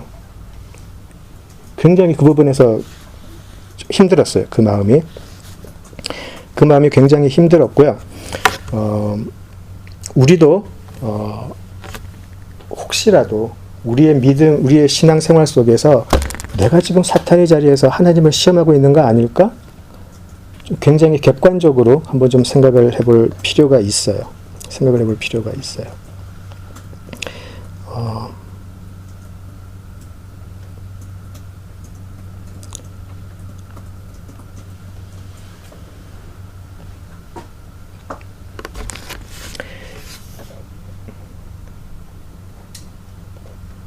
제가 여기 사탄의 유혹 중에 제가 하나를 되게 재밌게 푼 게 있는데, 아까 제가 이거 페이지가 이상해졌다 그랬잖아요. 그래서 제가 스킵을 해버렸네요. 예, 제가 해드릴게요. 예, 나중에 해드릴게요. 뭐냐면 이제 이 시험이 끝나고 나서, 광야의 시험이 끝나고 나서 이제 그 마태복음 4장 17절에 이건 한번 찾아보시고 이렇게 좀 하이라이트를 하시면 좋겠어요. 마태복음 4장 17절로 한번 가볼게요. 마태복음 4장 17절. 자, 마태복음 4장 17절을 가시면 굉장히 중요한 선언이 하나 나와 있어요. 같이 읽어보죠. 이때부터 예수께서 비로소 전파하여 이르시되 회개하라, 천국이 가까이 왔느니라 하시더라. 이렇게 나와 있어요. 광야의 시험, 그리고 그 다음에 벌어지는 일이 뭐죠? 슬쩍 보시면 제자들을 선택하시죠. 그 중간에 나와 있는 게 4장 17절이에요. 사탄의 유혹을 완벽하게 이겨내신 후에 제자들을 이제 뽑으러 가셔야 되는데, 그 제자들을 뽑으러 가시기 전에 사탄의 유혹을 이기고 나서 예수님이 외치신 말씀이 이거예요. 비로소 전파하여 이르되. 비로소. 이제 사탄의 그 영적인 그 유혹을 이겨내고 나서 이제 회개해라. 왜? 천국에 가까이 왔다. 이렇게 얘기를 하세요. 자, 다시 유대인으로 돌아가 볼게요. 천국이 가까이 왔다라는 이 표현을 들으면 어떤 생각이 들어요? 좋죠. 천국이 가까이 왔대요. 그죠? 우리는 사실 큰 의미가 없이 들려요. 천국이 가까이 왔다. 그죠? 자, 근데 유대인들한테 천국이 가까이 왔습니다라고 하면, 유대인들이라면, 그리고 제대로 자기들의 역사를 아는 사람들이라면 누구라도 쉽게 떠올릴 수 있는 게 하나 있었어요. 천국이 가까이 왔습니다. 그러니까 이게 이제 공관복음에는 두 가지 표현이에요. Kingdom of God이 있고요. Kingdom of Heaven 두 개가 있어요. 두 개가 있는데, 천국이 가까이 왔다, 그리고 하나님의 나라가 가까이 왔다. 그런데 유대인들이 그 구약 시대가 끝이 나고 신약이 될 때 400년 넘는 시간이 있었잖아요. 그래서 그 이스라엘 사람들이 그 400년이라는 긴 세월 동안 무엇을 기다려왔죠? 메시아를 기다려왔어요. 그죠? 자, 그 메시아가 어떤 메시아였냐면 다니엘서에 기록된 메시아를 기다리고 있었어요. 유대인들은 그 당시에. 그래서 요거는 알고 계시는 게 좋을 것 같아요. 조금 어렵기는 한데, 유대인들은 다니엘의 예언을 보편적으로 알고 있었어요. 온 민족이. 그래서 다니엘이 했던 예언이 이제 하나님의 침묵이 끝나는 그 순간 메시아의 모습으로 오실 것이다 라고 다들 기다리고 있었어요. 그래서 그 사람들에게는 천국이 가까이 왔다라는 이 표현은 이제 다니엘이 예언했던 그때가 왔다라는 그 말이에요. 그 사람들이 400년 넘게 기다려왔던 하나님의 나라가 드디어 여기 왔다라는 엄청난 선언이었었어요. 엄청난 선언이었는데, 자, 다니엘서는 굉장히 좀 어려워요. 제가 얼마 전까지 그 새벽 기도에서 다니엘서 했다고 제 기억이 나는데, 혹시 그 이야기 아시나요? 그 느부갓네살 왕이 어떤 꿈을 꿨는데 어떤 형상이 있어서, 그죠? 그거 다 기억하시죠? 그래서 근데 뭐 어떤 형상이 뭐 노수로 만든 부분도 있고 막, 근데 마지막 그 거대한 그 형상의 발이 진흙으로 만든 발이라 그렇게 되어 있어요. 그게 다니엘서 2장에 있거든요. 제가 그냥 읽어드릴게요. 이게 중요한 부분이라서 그래요. 다니엘서 2장 31절에서 35절인데요. 제가 읽어드릴게요. 자, 다니엘이 느부갓네살한테 그 꿈을, 느부갓네살 왕이 꾸었던 그 꿈을 이야기하는 거예요. 왕이여, 왕이 한 큰 신상을 보셨나이다. 그 신상이 왕의 앞에 섰는데 크고 광채가 매우 찬란하며 그 모양이 심히 두려우니 그 우상의 머리는 순금이요 가슴과 두 팔은 은이요 배와 넓적다리는 노시요 그 종아리는 쇠요 그 발은 얼마는 쇠요 얼마는 진흙이었나이다. 또 왕이 보신즉, 이거 중요해요. 또 왕이 보신즉 손대지 아니한 돌이 나와서 신상의 쇠와 진흙의 발을 쳐서 부서뜨리매 그때에 쇠와 진흙과 놋과 은과 금이 다 부서져 여름 타작 마당에 겨같이 되어 바람에 불려간 곳이 없었고 우상을 친 돌은 태산을 이루어 온 세계에 가득하였나이다 라고 이야기를 해요. 어디서 날라온 뜨인 돌이 와서 이 신상을 탁 깨버리는 것을 지금 이야기를 해요. 좀 어렵죠? 자, 그런데 다니엘이 이야기했던 이 신상의 마지막 발 부분이 다들 유대 사람들은 로마 제국으로 알고 있었어요. 이 로마 제국이 망하면 메시아가 온다라고 많은 유대인들이 기대를 하고 있었어요. 그러니까 이 사람들이 로마 제국 때문에 자기들이 포로라기보다는 그 점령을 당하기도 했지만 이 로마 제국이 끝이 나야 우리들에게 메시아가 온다라는 생각을 항상 하고 있었다라는 거죠. 자, 그런데 또 다니엘 2장 44절을 보면 이제 이 예언이 나와요. 읽어드릴게요. 다니엘서 2장 44절인데요. 이 여러 왕들의 시대에 하늘의 하나님이 한 나라를 세우시리니 이렇게 얘기했어요. 하늘의 하나님이 한 나라를 세우시리니 이것은 영원히 망하지도 아니할 것이요 그 국권이 다른 백성에게로 돌아가지도 아니할 것이요 도리어 이 모든 나라를 쳐서 멸망시키고 영원히 설 것이라 라고 해가지고 새롭게 세워질 한 나라를 이야기를 해요. 영원히 망하지 않을 이 나라를 이야기를 하는데 이 예언을 유대인들이 다 기다리고 있었어요. 이것을 지금 예수님께서 사탄의 유혹을 이기고 난 다음에 Kingdom of Heaven 아니면 Kingdom of God이 지금 가까이 와 있다라고 이야기를 하는 거죠. 임박했다라고 나와 있어요. 오랜 시간 동안 이 다니엘을 통해서 예언되어져 왔던 이 약속된 나라가 이제 와 있다라는 거죠. 이 다니엘서는 수많은 선지자들도 사실은 많은 공부를 했었어요. 그래서 느헤미야 선지자도 다니엘의 예언을 공부를 하면서 이제 우리 바벨론의 그 포로 시대가 끝날 때가 됐구나 하는 것을 알게 되었어요. 그러니까 그만큼 다니엘의 예언은 이스라엘이 굉장히 많이 공부를 했던 거예요. 그래서 느헤미야는 그것을 통해서 이제 새로운 그 포로 귀환과 성전 짓는 것을 하게 되죠. 똑같은 거예요. 자, 다니엘이 예언을 했던 하나님이 세우시는 이 한 나라, 그것을 기다리고 있었다는 거예요. 그런데 예수님께서 이제 오셔서 이제 하나님의 왕국, 천국의 나라가 이제 가까이 왔다라고 임하는 거예요. 그리고 더 어려워져요. 여기까지 제가 어려운 건 여기까지 할게요.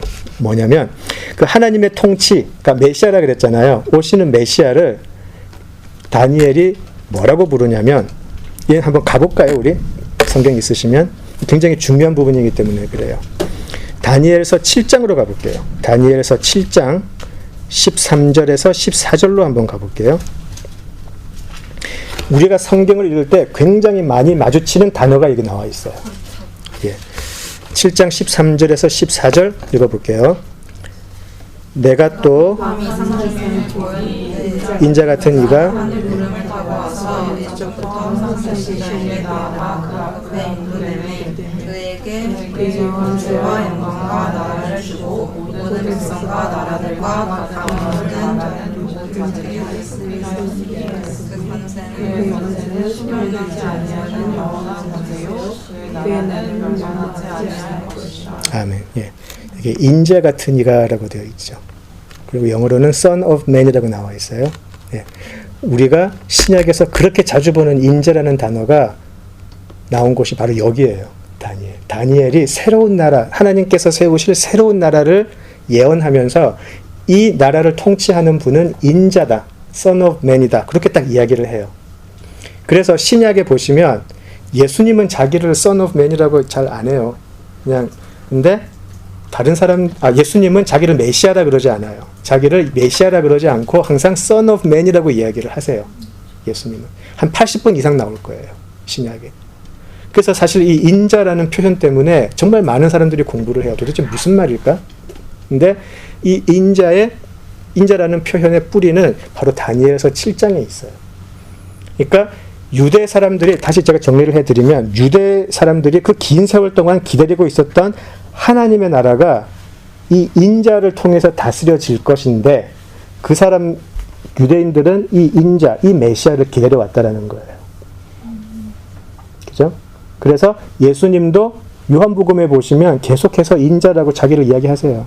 그죠? 자기를 인자라고 하시고, 마가복음에 보셔도 계속해서 인자라는 표현을 많이 쓰세요. 그게 그들이 기다려왔던 메시아. 물론 더 깊은 의미가 있지만. 자, 그래서 예수님께서, 지금 이제 회개해라, 천국이 가까웠다라고 이런 표현을 하실 때 이것을 계속해서 기다려왔던 유대인들에게는 엄청난 선언이었다라는 거죠.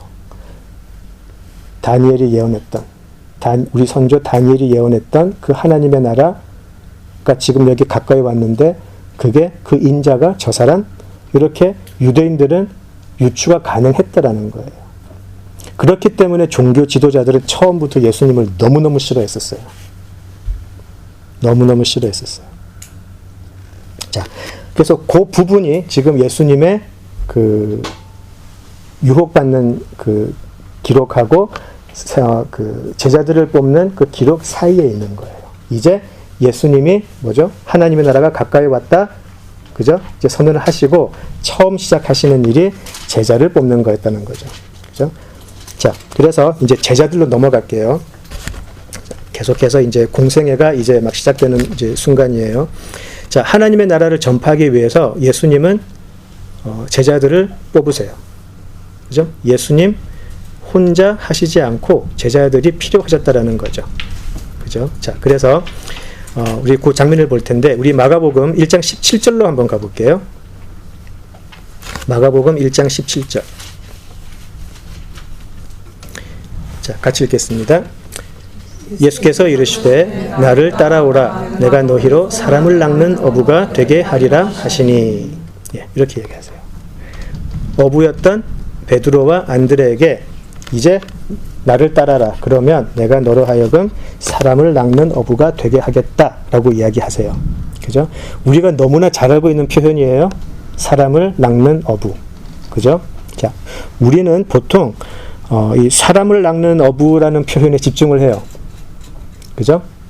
그럼 예수님이 이 사람들이 어부였기 때문에 이 사람들을 제자로 뽑았을까요? 꼭 그건 아니었을 텐데 말이죠. 근데 예수님은 지금 굳이 이 사람들에게 사람을 낚는 어부가 되게 하리라 그렇게 이야기를 하셨어요. 그죠? 그래서 이거 굉장히 친숙한 표현이고요.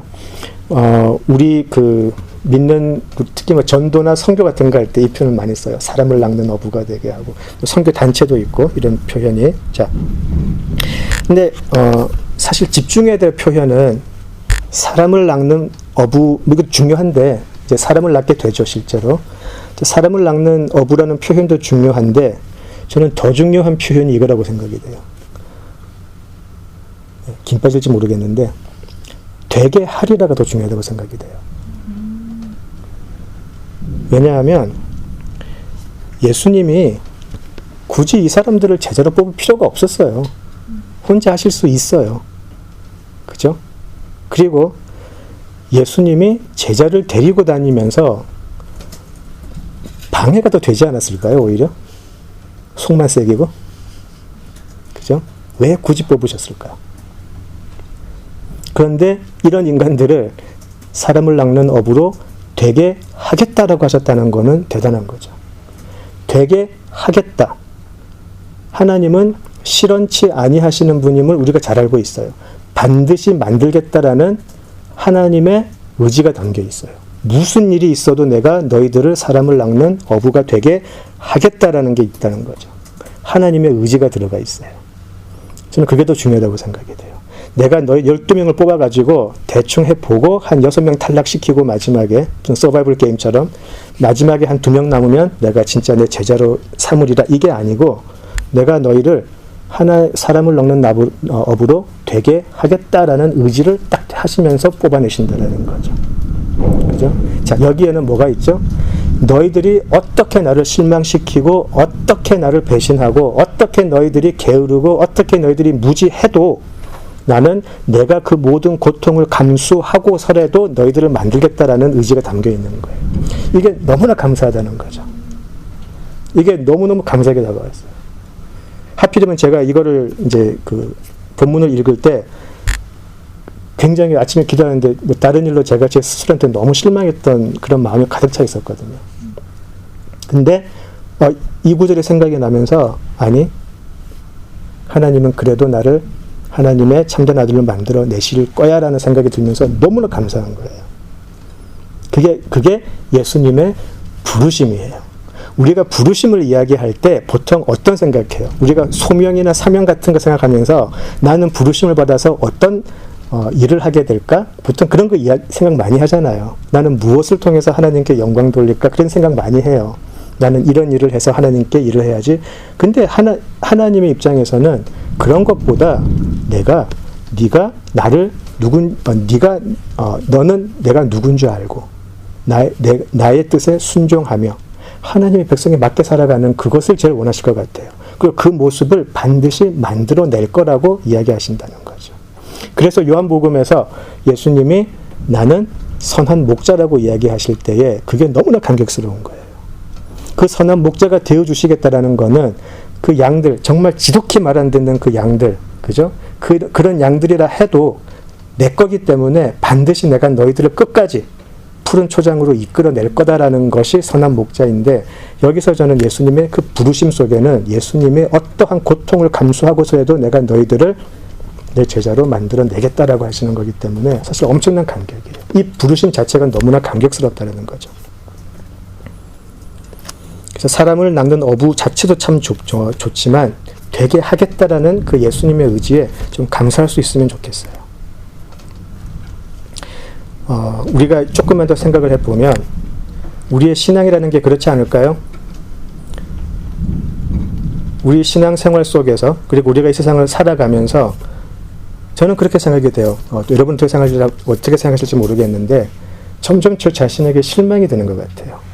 너무나 무력하고 너무나 너무나 악하고, 이것이 그냥 하는 소리가 아니고 정말 악해요. 정말 죄덩어리인 것 같아요. 제 스스로를 내가 하나님이라면 나 구원 안 했을 것 같은데, 그런 생각이 들 때가 참 많아요. 생각이 참 많은데, 나 같은 죄인을 이 죄의 구렁텅이에서 건져내시고 하나님의 백성으로 만들어 가신다. 그 하나님의 참으심, 하나님의 신실하심, 하나님의 모르겠어요. 눈물을 흘리신다면 하나님의 눈물, 속상함. 우리 애가 좀 속을 새겨도 그렇게 실망하고 화가 나고 막 열받고 그러는데, 우리 하나님은 나를 보면 어떨까? 근데 포기하지 않으시고 끝까지 나를 그렇게 만들어 가신다. 너무 감격스러운 거죠. 그죠? 하나님은 우리를 불러내실 필요가 없어요, 사실은. 그냥 우리는 멸망의 자리에 그냥 두시고 새롭게 시작하시면 되는 거죠. 근데 굳이 우리를 그렇게 만들어 주겠다고 하시니까, 그리고 왜 우리를 그 자리로 가기 위해서 자기 독생자를 내어 주시냐는 거죠. 왜 그렇게까지 하시면서 우리를 불러내시냐는 거죠. 그죠? 왜 그렇게까지 하시냐는 거죠. 그 부분에 굉장히 그 예수님의 부르심 속에 굉장히 큰 감동이 있었어요. 그리고 그런 예수님의 부르심이 계속해서 우리를 정말 제대로 된 하나님의 자녀로 좀 만들어가 주셨으면 좋겠다, 그런 생각이 들어요. 자, 그런 생각이 들고 이제 이 부름을 받는 사람들은 이제 예수님의 제자가 될 거예요. 우리 뭐 제자 훈련도 많이 하고 막 그렇잖아요. 디사이플하고. 근데 이 제자들이라는 그 의미에는 뭐 여러 가지가 있는데, 뭐 팔로워라는 의미도 있고 다 한데, 트레인 받는다는 말도 있고, 또 중요한 의미가 이제 이 사람들은 증인이 될 거예요. 우리 신앙 속에서 예수님의 증인이 된다라는 것이 너무나 중요하다는 거예요. 그냥 예수님에 관해서 듣고 예수님을 아는 사람이 아니고 예수님을 증인하는 사람들로 변해가는 게 제자라는 거죠. 그래서 예수님은 이들을 불러서 공생애 동안 같이 하셨어야 돼요. 예수님을 보지 못하고 증언할 수는 없기 때문에 예수님의 일거수일투족을 다 목격을 하면서 예수님을 보고 듣고 배우고 그렇게 해서 예수님에 대해서 그대로 증언할 수 있는 사람들을 뽑겠다라는 거죠.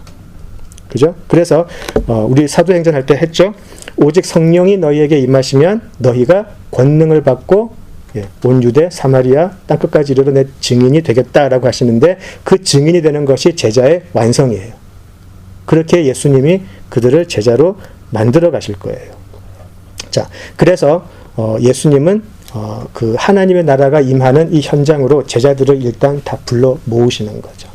그래서 지금부터 내가 하는 일들을 똑똑히 보고 내가 하는 설교를 똑똑히 듣고, 그리고 나중에 너희들은 나의 부활의 자리까지 그대로 봐야 된다. 그래서 제자로 불러내시는 거죠. 그래서 우리가 제자 훈련 12주 잘 마쳤다고 제자 되는 거 아니고요. 그 과정 잘 했다고 해서 되는 거 절대로 아니고요.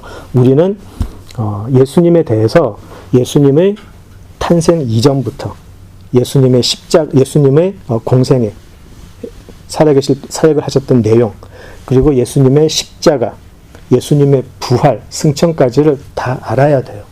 그래서 성경 공부가 중요한 거예요.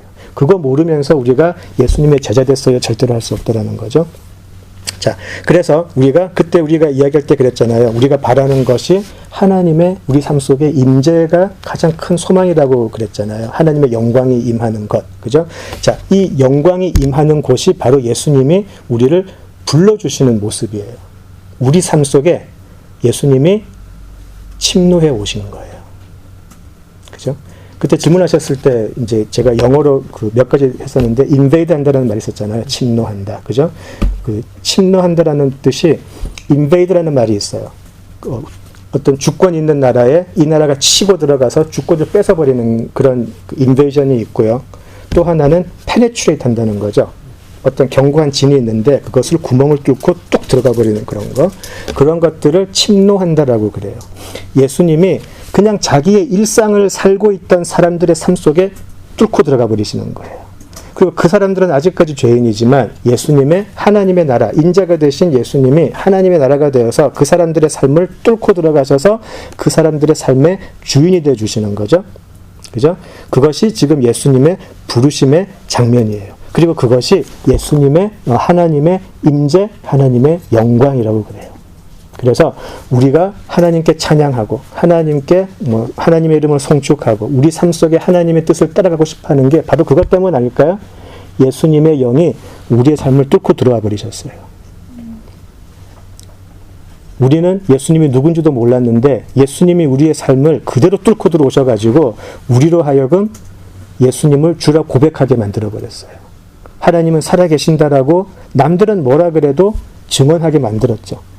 세상 사람들은 조롱할 수 있지만 나는 못하겠다. 나는 너무나 확실히 안다. 하나님은 살아계시고 나는 죄인으로 죽을 수밖에 없었지만 예수의 십자가로 내 죄가 도말되었고 예수의 부활을 통해서 나도 하나님의 나라로 들어가서 영생할 수 있는 은혜를 받았다. 우리는 증인이 되는 거죠.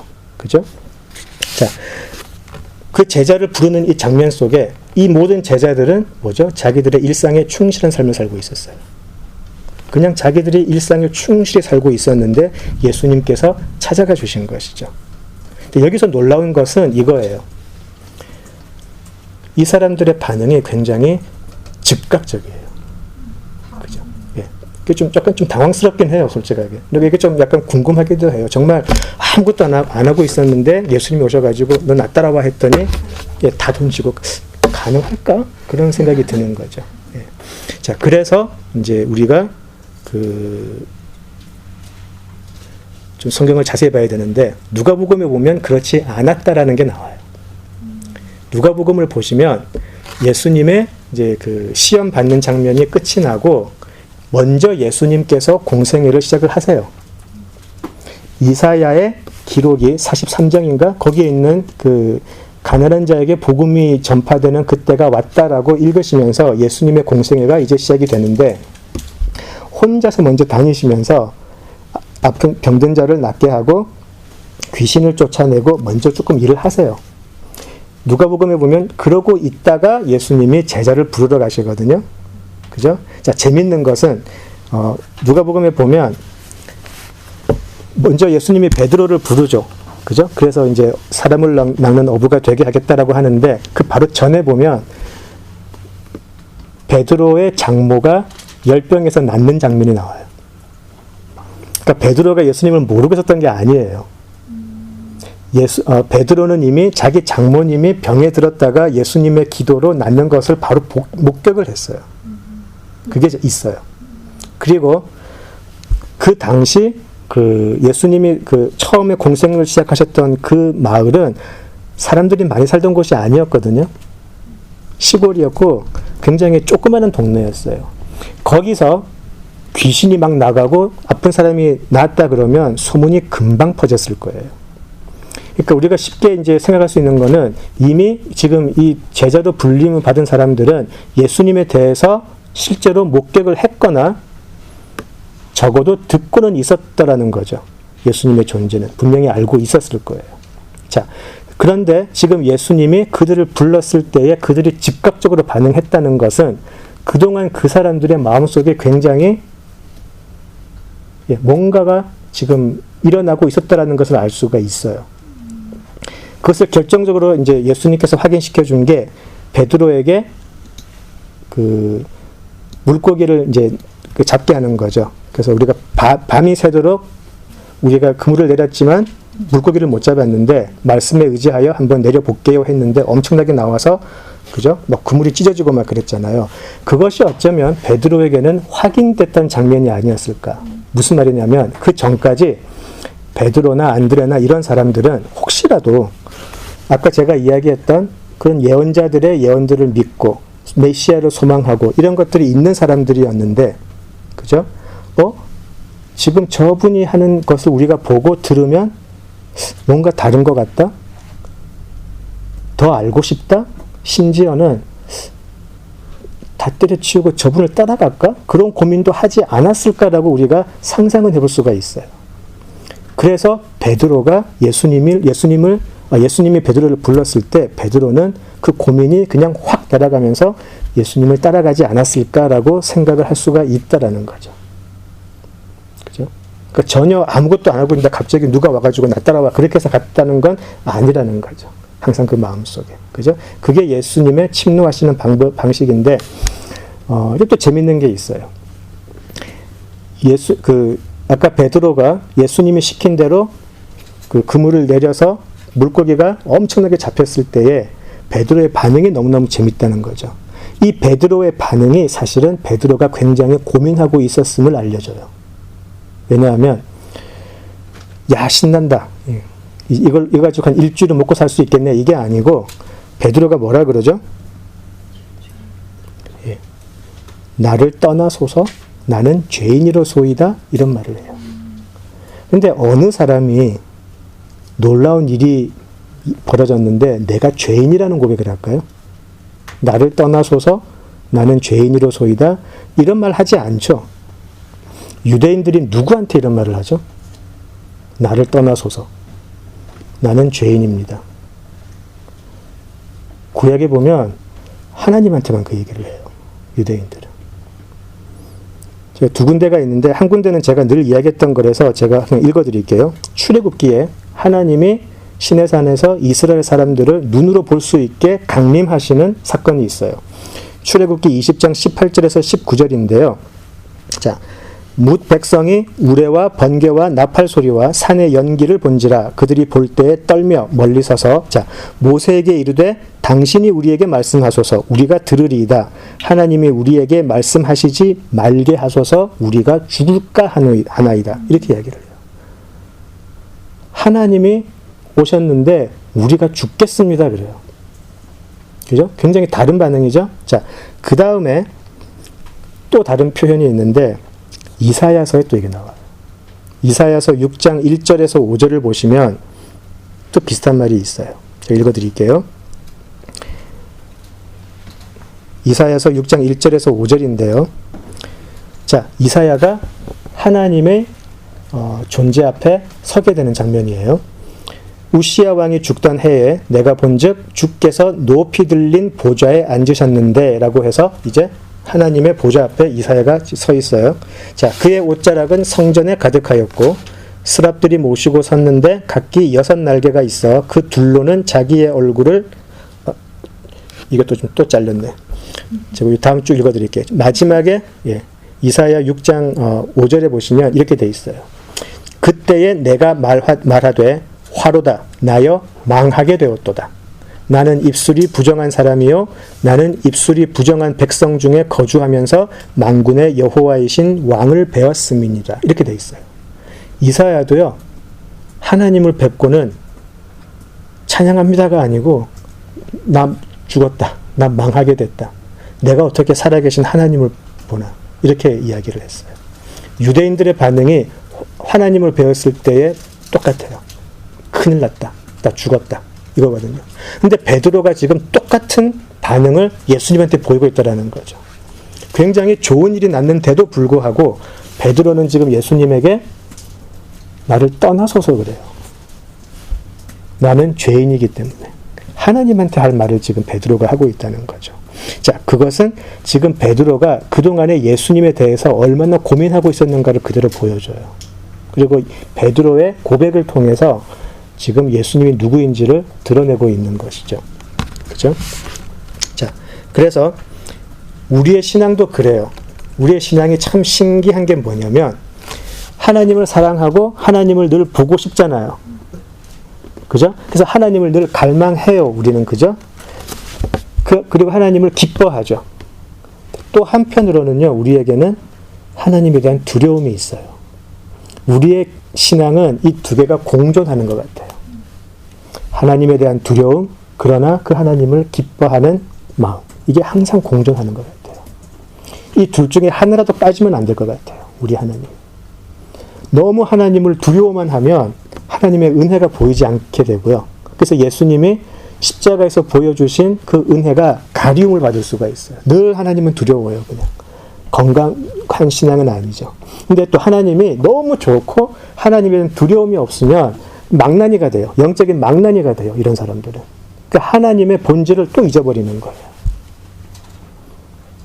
그래서 우리가 하나님을 생각을 할 때 항상 이 두 가지는 공존을 해야 하는 게 맞는 것 같아요. 이 하나님에 대한 두려움, 우리는 하나님을 경외한다라고 그러죠. 하나님을 경외하는 것이 지식의 근본이라고 분명히 나와 있어요. 그 하나님을 경외해야 돼요. 경외하되 이제 우리는 예수님을 통한 소망과 믿음, 사랑이 또 있어야 되는 거죠. 그것이 건강한 신앙이라고 할 수 있을 것 같아요.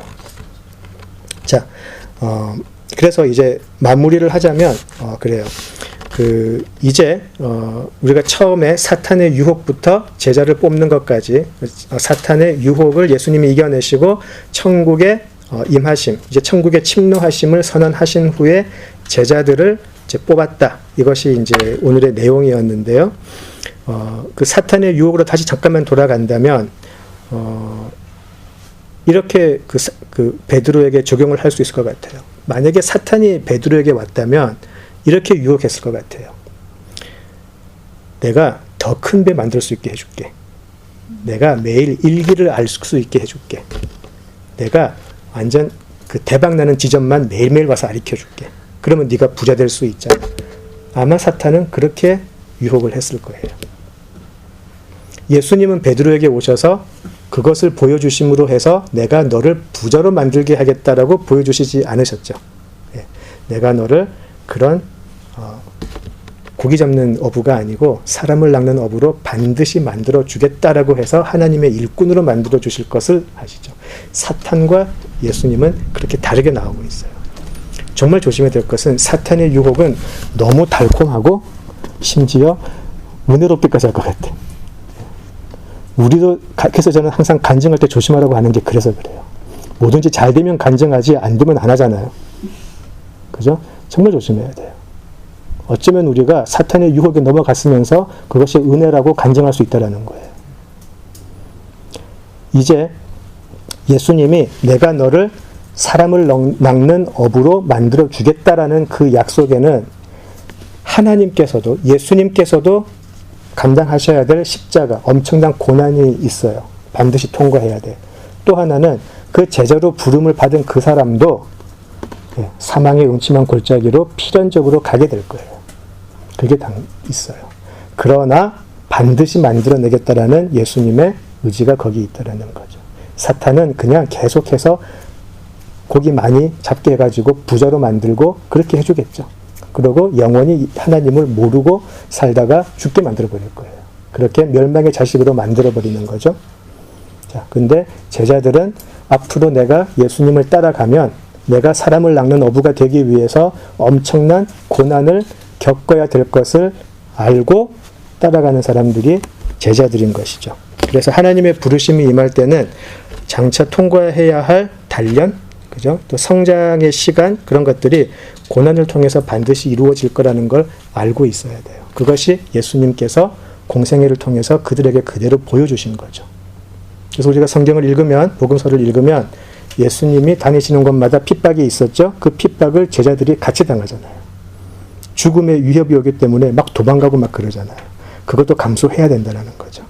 그리고 나서 그들은 십자가를 통과하고 부활의 영광으로 가게 되는 거기 때문에, 그럼에도 불구하고 저는 그 부르심에 응하겠습니다라고 하는 사람들이 바로 하나님의 자녀들인 것이죠. 나는 그 하나님의 나라의 백성이고 싶습니다. 나는 그 하나님의 나라에 살고 싶습니다. 나는 그 하나님의 자녀가 되고 싶습니다. 그 약속에 반응, 그 부르심에 응하는 자가 예수님으로 인해 거듭난 자들이고 하나님의 사람들이다. 그렇게 생각이 돼요.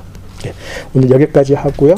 다음 주에는 이제 예수님의 설교하는 부분으로 들어가도록 하겠습니다. 네, 기도하시죠.